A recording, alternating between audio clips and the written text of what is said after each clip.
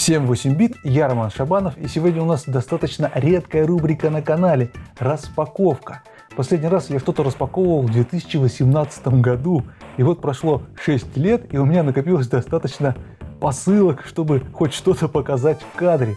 Ну что, друзья, погнали!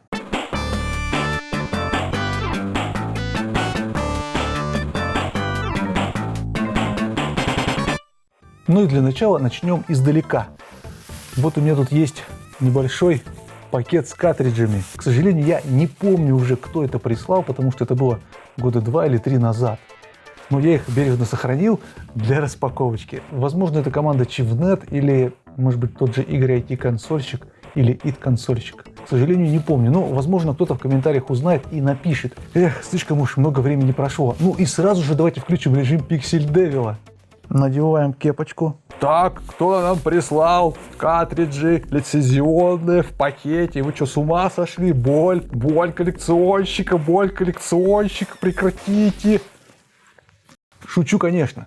На самом деле, просто у меня не сохранились коробки, поэтому я их положил, так сказать, в пакетик, чтобы их вот так вот элегантно занести в кадр. Ну, начнем. Лицензионный картридж Sonic Spinball.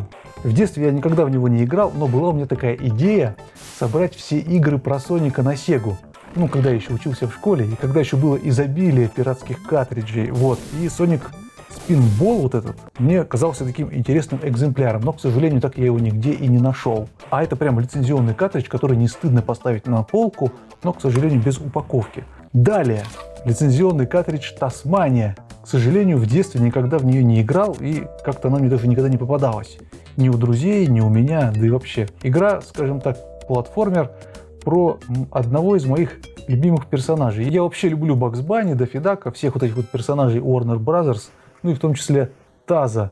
Единственное, что я мультики про него как-то очень редко видел по телевизору. Так, дальше, что тут у нас? Лицензионный картридж Jurassic Park. Немножко потрепанный стикер, но в целом картридж довольно крепко держится. Я, по-моему, даже запускал его на своей Сеге. Играл, но, если честно, эта игра мне не очень нравится. Я играл в нее в детстве, проходил на картридж, там, по-моему, с какими-то читами. Но мне она как-то не особо зашла. Платформер — это вообще сомнительная идея для парка юрского периода. Мне больше нравится последняя часть, которая выходила на Сеге по второму фильму, Jurassic Park Lost World. Вот там действительно очень крутая игра. А это, несмотря на то, что она хорошо нарисована, ну как-то не цепляет этот платформер, но тем не менее у меня он теперь есть в коллекции, причем лицензионный. Вообще, надо сказать, лицензионных игр для Сеги у меня практически не было в детстве. Единственный NBA Jam, который я совершенно случайно купил, японский причем, где-то там на барахолке. Но я даже не знал, что он лицензионный. Ну и потом я, единственное, покупал сам микромашинки, чтобы играть на 4. И все, больше у меня, по-моему, лицензии на Сегу никогда не было. Это у нас Вектормен. Говорят, технологичная игра для Сегушки, нашей мегадрайвушки. Но, опять-таки, мне в детстве она не попадалась. То есть я, конечно же, о ней читал, о ней что-то знаю, но, блин, никогда она мне не попадалась. Я ее запускал, вот этот картридж гонял, поиграл немножко, понял, что игра очень хардкорная, и там надо, видимо, разбираться, изучать, привыкать к управлению. Но в целом игра, да, она крутая. Там, говорят, даже цветов больше, чем это возможно на Сеге показать. Прикольная штука для коллекции, согласитесь, картридж очень интересный. Ну и напоследок у нас вот такой вот пакетик с 2 картриджами для Game Boy Advance и для черно-белого Game Boy. Game Boy Advance у меня есть, мой геймбойчик Advance. Я его покупал, по-моему, в 2005 году в том самом магазине Alcor. И на этот Game Boy Advance у меня очень много пиратских игр из все того же магазина Alcor. А вот этот вот Crash Bandicoot 2, я так понимаю, лицензионный. Почему-то я вообще серию Crash Bandicoot пропустил полностью, потому что у меня никогда не было PlayStation. Но, естественно, я о ней наслышан. И вот этот картридж я запускал, поиграл, выглядит очень интересно и качественно. Несмотря на то, что, я так понимаю, это порт, ну, точнее не порт, а адаптация игры для геймбойчика. Crash Bandicoot, лицензия, без коробки, к сожалению. И теперь весьма интересный экземпляр для моей коллекции, моей микроколлекции. Это картридж для Game Boy Color NBA 3×3 с Коби Брайаном на упаковочке. И это, по-моему, период, когда он играл вместе с Майклом Джорданом одновременно. Коби Брайант, по-моему, как раз пришел в баскетбол, когда Майкл Джордан уже заканчивал карьеру и стал достаточно перспективным игроком. Вот такой вот баскетбольчик. Нарисована здесь графика достаточно неплохо для Game Boy колорской игры. В комплекте у меня тут еще имеется такой вот конвертик с мануалом от этой игры. Ну, просто интересно подержать в руках реальный мануал, пощупать, какая у него бумага, какое у него качество печати. Это для меня очень ценно и интересно. Так, далее мы переходим к более свежим посылкам. Совсем недавно мне по почте прислали вот такой вот выпуск личного дела про черепашек-ниндзя от издательства «Консольный патруль». Почему мне его прислали? У меня здесь парочка мини-статей есть. Постоянные зрители канала знают, что у меня выходила рубрика Virtual Player по третьей части черепашек. И я еще собирал 2 настольные игры, воссоздавал их по фотографиям и по сканам. И вот ребята из «Консольного патруля» мне написали, говорят, давай-ка ты накатай маленькие статейки, расскажи об этом, а мы там уже фотографии ставим и ссылочки на твой канал, может, кому-то будет интересно почитать. Давайте достанем журнал. Так, тут еще имеется небольшая настольная игра с фишками. Вот он, журнал. Я его быстро так пробежался, посмотрел. Здесь очень много информации, в 2 словах не рассказать. Есть вот такая вот настольная игра по мотивам 2 части на Денди. Интересно будет в нее поиграть с дочерью. Но журнал я от нее немножечко прячу, потому что она может его взять и фломастерами раскрасить, что, естественно, недопустимо. Но журнал прикольный, да, здесь описываются разные игрушки по черепашкам, всякие комиксы, книги, все-все-все. То есть как такая энциклопедия знаний о черепашках-ниндзя. В 90-е черепашки, когда была черепахомания, очень много наследили.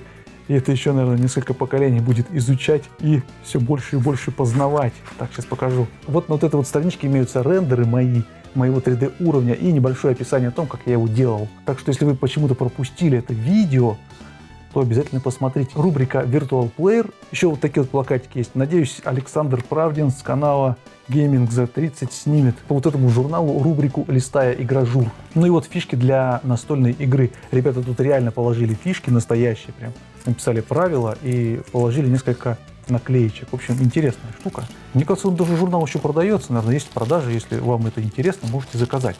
Далее, вот такая вот огромная коробочка прислал Иван из Томска. Он посмотрел последний выпуск картриджа на прокачку про Top Gear 2 и говорит: ну, Роман, у меня для тебя есть парочка картриджей.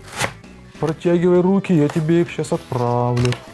Я говорю: ну давай, коли не жалко, то почему бы и нет. Сейчас будем смотреть. Специально для Pixel Devil уточню, что вот все хорошо запаковано, качественно, все, ничего не повредилось. Коля, все хорошо. Ребята, похоже, моя мечта собрать все игры про Соника для Mega Drive когда-нибудь осуществится, потому что у нас имеется здесь Sonic 3, причем лицензионный, с картриджем. Ну, единственное, мануала нет. Ну, мануал, как вы знаете, для меня не проблема. Можно и распечатать. Вот он, картридж с японскими надписями. У меня вот такой картридж с вот таким корпусом NBA Jam. Мой единственный лицензионный. У меня у самого первая самая игра для Mega Drive — это Sonic and Knuckles. Я помню, когда пришел в 2001 году примерно в Алькор купить свою приставку Mega Drive 2, накопил там 750 рублей на нее, долго копил, все лето собирал, пришел и думаю, какой картридж надо взять первым. Никогда раньше в Сегу не играл, и вот мне там показали Sonic and Knuckles, заставочку там по телеку, где там Соник выскакивает, Knuckles выскакивает, они там блестящие пластиковые, такой: о, нифига себе, это надо брать прям мгновенно. Этого Соника and Knuckles я проходил, месяца 2, пока не купил хоть какой-то второй картридж. А Sonic 3 вот этот, это как раз таки вторая половина игры, точнее даже первая половина, а Sonic and Knuckles это вторая половина. Но у меня Sonic and Knuckles пиратский, поэтому я не смогу воткнуть эти 2 картриджа друг в друга и поиграть, к сожалению.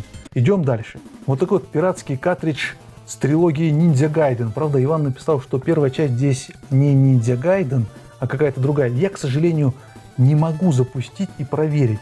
Вот еще есть Бэтмен 2, но я так понимаю, что это Бэтмен Возвращение Джокера, скорее всего. К сожалению, не могу пока запустить и проверить, потому что у меня все ретро-приставки припрятаны от дочери глубоко в недрах чулана. Но я их иногда достаю, поэтому, наверное, когда-нибудь соберусь силами, достану и поиграю. И вот у нас еще один интересный экземпляр Castlevania Bloodlines. Здесь, смотрите, имеется прям вот картридж и мануал. Но это реплика с AliExpress. Я всегда мечтал такую реплику заказать, но как-то все не решался. Мне было интересно просто посмотреть, пощупать и понять качество их печати, что они там вытворяют. Это же что-то более современное, может быть, там качество повысилось. Ну вот картридж, все так же 16-бит написано вместо Sega. Ну, пластик вроде как более качественный. Стикер наклеен немножечко кривенько. Он, по крайней мере, похож на лицензионный. Так, ну теперь давайте посмотрим, что там за мануал. Достал мануал, и, ребята, это какой-то трэш. Смотрите, несколько страниц сразу нахерачили. Да, я думал, просто, может быть, китайцы как-то сканируют, покупают, сканируют. Я прям вижу здесь пиксели с кулак. Ну, технически, да, это мануал, его можно почитать. Да, боль человека, который занимается прокачкой картриджей. У Pixel Devil боль от того, что посылку не так запаковали, а у меня боль от того, что я вижу такую печать и качество. Я понимаю, что все-таки у меня поделки лучше, чем у китайцев получаются. Вот тут вражины изображены, прямо у них видно пиксели. Скорее всего, они просто скачали мануал с интернета, а в интернете зачастую мануалы в очень хреновом разрешении сделаны. Все равно интересно понять, посмотреть, сравнить. Да, не ожидал, что будет настолько плохо, но тем не менее. Похоже, это мне вызов, чтобы я смог сделать нормальный мануал для этой игры. Не знаю даже, принимать его или нет. Сам бокс, кстати говоря, очень неплохой. Пластик у него, ну, хороший. Не сказать, что прям идеальный, но хороший, конечно. Ну и, по крайней мере, вот эта обложка напечатана более качественно. Здесь уже пикселей не видно, хотя она, конечно, немножко выцвела. Материал для работы есть. Серия Castlevania как-то обходит меня обычно стороной. Я единственное, что играл, проходил первую часть с сохранениями. И еще проходил одну часть для геймбоя черно-белого. Я ее покупал для 3DS виртуальной консоли, тоже с сохранениями прошел. А греб там, понял, что это очень сложная игра на геймбое. И как-то все, на этом знакомство с Castlevania у меня закончилось. Ну, надо будет попробовать и в эту поиграть. Может быть, она полегче, как думаете? Наверное, нет. Ну и последняя посылочка. Вот такая вот. Это прислал Михаил с канала Venom Game Channel. Здесь у нас вот такой вот пакетик, а внутри контроллер 8-бит DU в стиле TurboGrafx 16. Он подключается по удаленному такому свистку, как говорят у нас, к компьютеру, и можно играть на эмуляторе, как на Денди. Историю о том, как Михаил мне его отправил, я уже рассказывал на стриме, сейчас быстренько покажу. Ну и так вот, у нас небольшое обновление. Написал мне тут зритель под ником Venom Game Channel и говорит: а что это ты, говорит, на Богомерзком проходишь контроллеры от Xbox 360? Негоже, говорит, наши ретро-игры так проходить. И с барского плеча говорит: ну, Роман, держи, чтоб не мучился. И прислал мне вот такой вот контроллер от TurboGrafx, который очень сильно напоминает наш дендевский контроллер.